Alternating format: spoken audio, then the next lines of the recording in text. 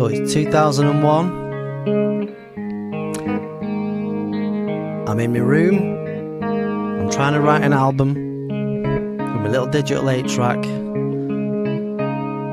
and it's time to write a ballad. And this was the result. My Way Back Home.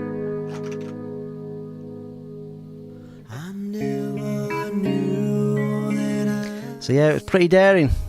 And again, this is continuing on from the rest of all these other tracks from Turn to Stone, which was written 24 years ago now. Ooh, itchy eye. Yeah, so I'm kind of recapping. As I say, 24 years ago. I'm sat in my room, I've got a guitar, I've got my digital 8-track. My thoughts are, I can't just thrash all the time. I've got to show me musicianship was the word. So yeah, I remember sitting there thinking, okay, let's be daring. This is something I'd never tried before, really. So it was a bit of a scary territory for me. I've always loved doing music, always loved doing ballads and things as well, but it was like, could I pull this off? Even back then, it was listening to it, I was kind of opening myself up a bit, and it was scary. It was like, wow, this is kind of taking that veil away of showing your vulnerable side, if you could call it that. Yeah,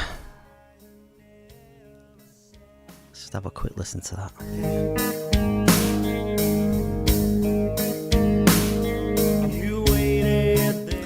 Yeah, so it's quite daring. Plus, as well, I was doing stuff that was a bit more vocally challenging as well. So I was trying to do harmonies and things and make it sound a bit more sweeter and make it sound as good as it could be.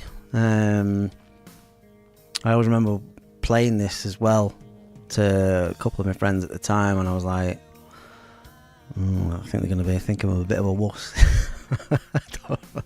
But I was very surprised, actually, because I got a good reception from it. A lot of people saying you should write more stuff like this because you've got a good voice to sing it. And I was always thought, I had to be a full-on, rock singer, if you want to call it that.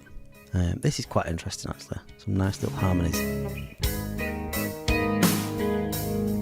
Again, I was trying to show off my musicianship a bit more.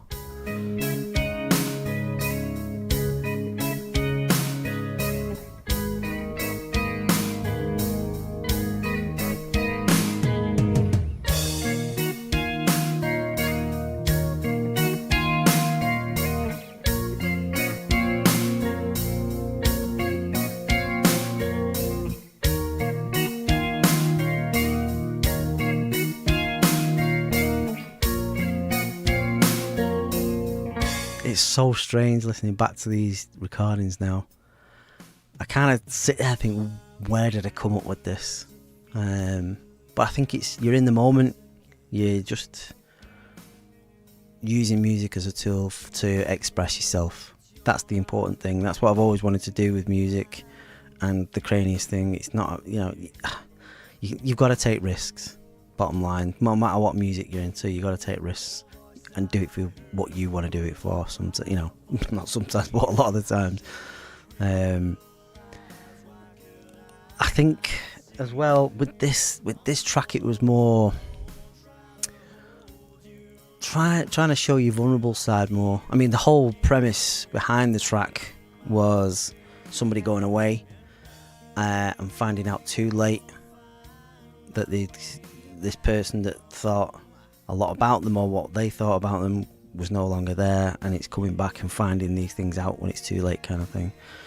That was what it was based on, but it did have a heavy side to it as well, in the solo.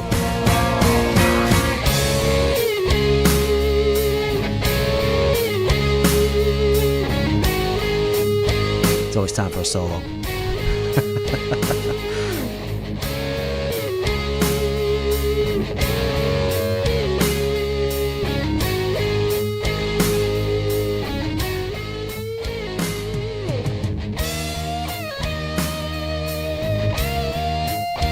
Who knows, I might even go back and re-record this.